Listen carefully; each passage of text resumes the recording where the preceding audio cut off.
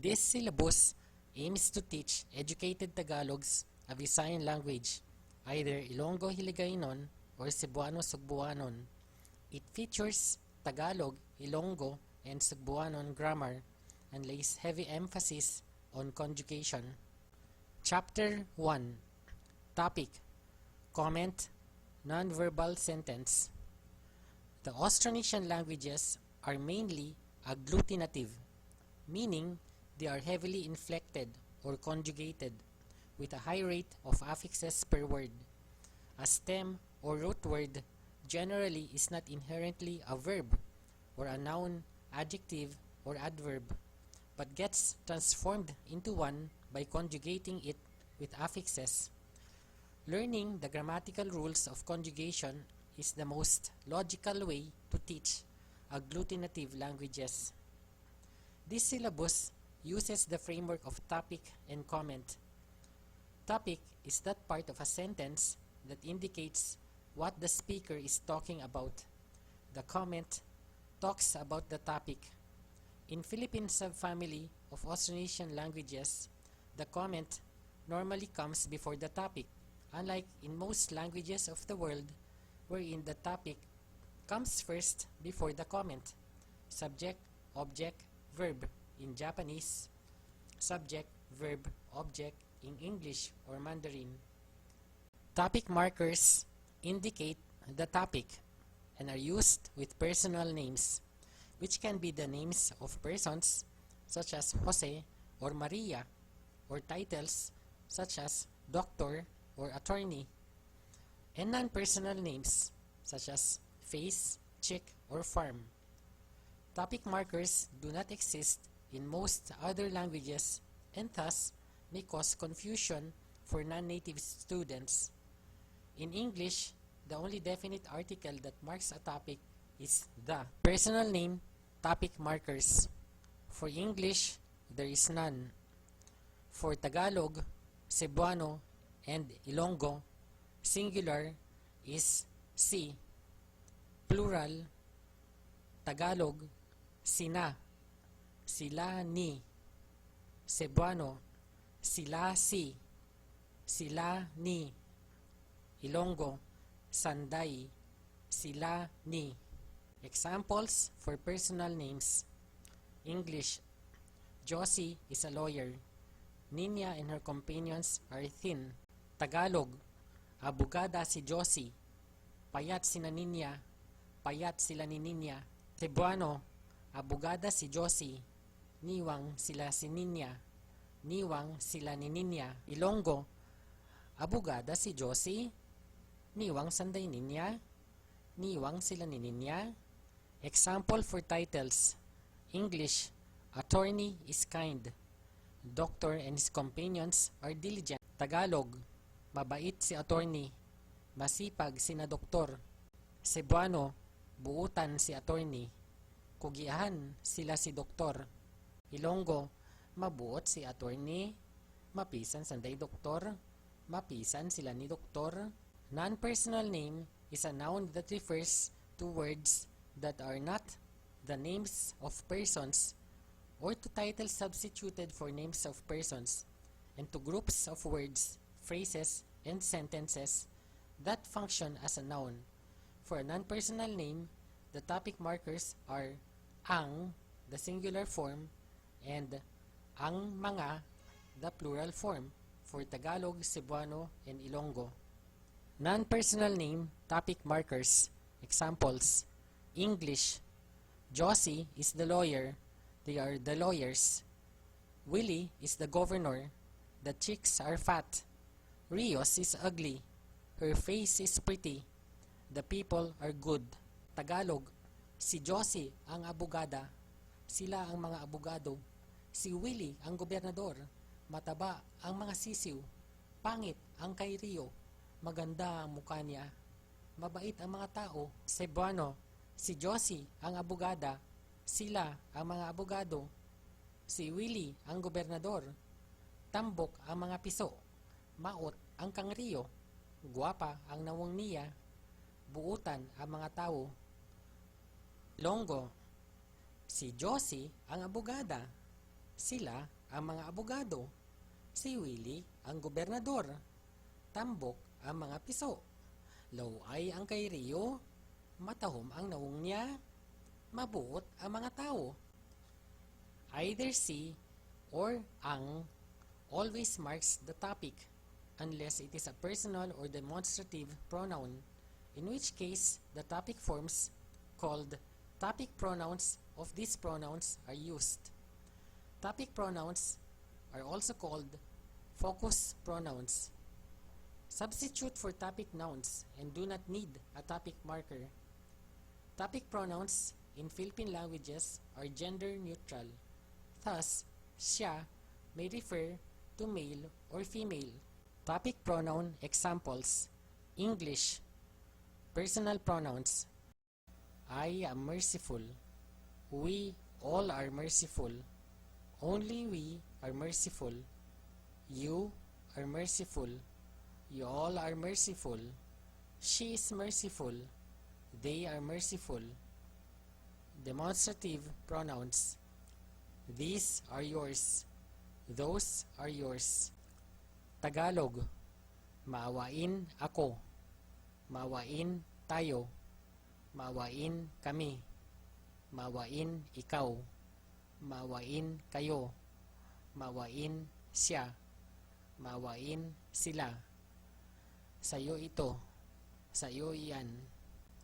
Cebuano: maluluyon ako, maluluyon kita, maluluyon kami, maluluyon ikaw, maluluyon kamo, maluluyon siya, maluluyon sila.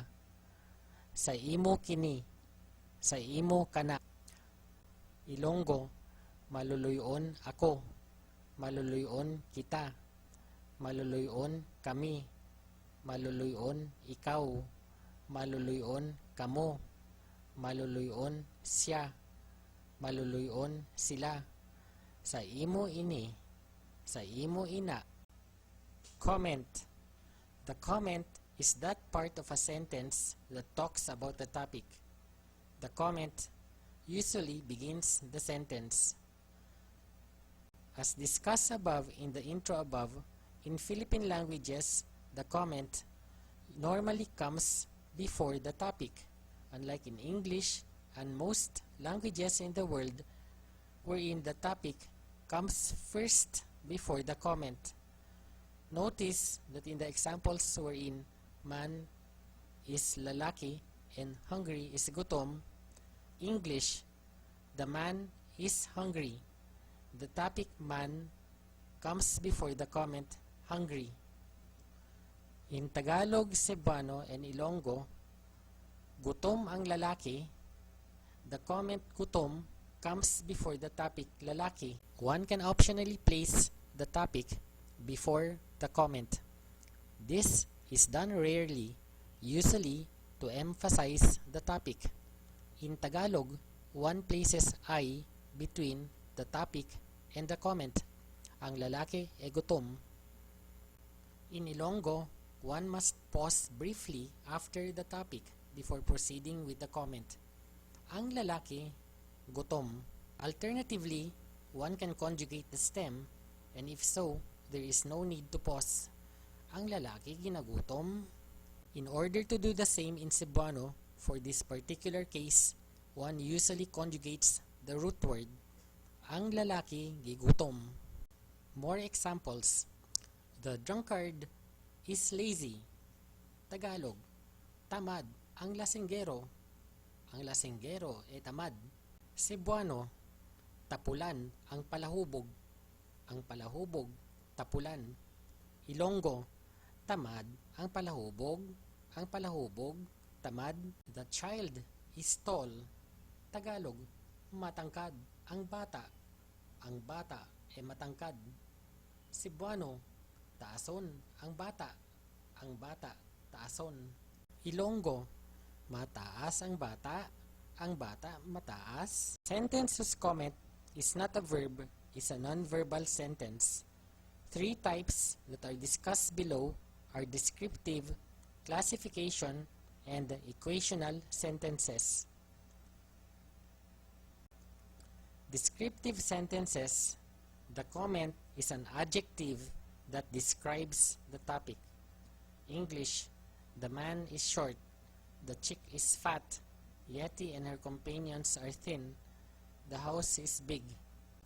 Tagalog, pandak ang tao, mataba ang sisiw, payat sina Yeti, malaki ang bahay. Cebuano, putot ang tao, tambok ang piso, niwang sila si Yeti, dako ang balay. Ilonggo, putot ang tao, tambok ang piso, niwang sanday Yeti, dako ang balay. Classification sentences. The comment is a noun that describes the topic or classifies it as to type. English, Josie is a lawyer. They are carpenters. Willie and company are intelligent. The girl is a student. Tagalog, abogada si Josie. Panday sila. Matalino sina Willie. Estudyante ang babae. Cebuano, abogada si Josie. Panday sila. Utukan sila si Willie. Estudyante ang babae. Ilonggo, abogada si Josie. Panday sila. Maalam sanday Willie. Estudyante ang babae. Equational sentences. When there are two topics which are equal to each other and serve as comments for each other. English, the teacher is Doc. Zai is my pupil. They are the carpenters. Tagalog, si Doc ang maestro. Si Zai ang aking estudyante. Sila ang mga panday. Cebuano, si Doc ang maestro. Si Zai ang ako ang estudyante. Sila ang mga panday. Ilonggo, si Doc ang maestro. Si Zai ang akong estudyante. Sila ang mga panday. In equational sentences, there must be agreement in the use of the plural or singular form of the two topics. In descriptive and classification sentences, if the topic is plural, the comment may be denoted as plural by putting the particle mga before the comment. Although one can omit this and the comment is still understood to be plural. English, Zai and her companions are counselors. Konsehal sila ni Zai. Mga konsehal sila ni Zai. English, the boys are students. Estudyante ang mga batang lalaki. Mga estudyante ang mga batang lalaki. Negation. The negation of these non-verbal sentences is made by putting Tagalog, hindi. Cebuano, dili. Ilonggo, hindi or dili before the comment. These negators function as negative adjectives or adverbs. Negators. English, not. The man is not short. The chick is not fat. Yeti and her companions are not thin. The house is not big. Tagalog, hindi. Hindi pandak ang tao. Hindi mataba ang sisiw. Hindi payat sina Yeti. Hindi malaki ang bahay. Cebuano, dili. Dili putot ang tao. Dili tambok ang piso. Dili niwang sila si Yeti. Dili dako ang balay. Ilonggo, hindi. Less commonly, dili. Hindi putot ang tao. Hindi tambok ang piso. Hindi niwang sanday Yeti. Dili dako ang balay. English, Josie is not a lawyer. They are not carpenters. Willie and company are not intelligent. The girl is not a student. Tagalog, hindi abogada si Josie. Hindi panday sila. Hindi matalino sina Willie. Hindi estudyante ang babae. Cebuano, dili abogada si Josie. Dili panday sila. Dili utukan sila si Willie. Dili estudyante ang babae. Ilonggo, hindi abogada si Josie. Hindi panday sila. Hindi maalam sanday Willie. Dili estudyante ang babae. English, the teacher is not Doc. Zai is not my pupil. They are not the carpenters. Tagalog, hindi si Doc ang maestro. Hindi si Zai ang aking estudyante. hindi sila ang mga panday. Cebuano, dili si Doc ang maestro, dili si Zay ang ako ang estudyante, dili sila ang mga panday. Ilonggo, hindi si Doc ang maestro, hindi si Zay ang akong estudyante, dili sila ang mga panday.